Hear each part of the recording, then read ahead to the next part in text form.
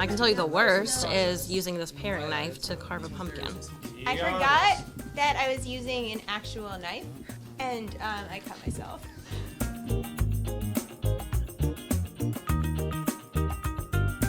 In anyone's hands other than mine, this is like a lot. Like it's like the handle is a good like 4 inches away, and you're trying to do fine work.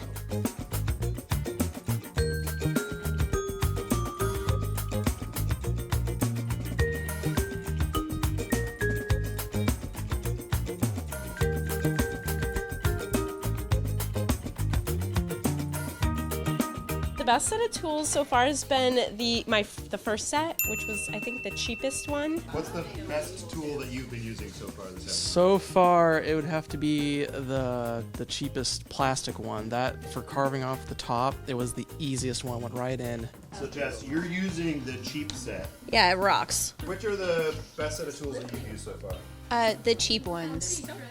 They are kind of like the ones I used as a kid, and they are just like so much easier to cut with than all the other ones. And I think everyone agrees with me.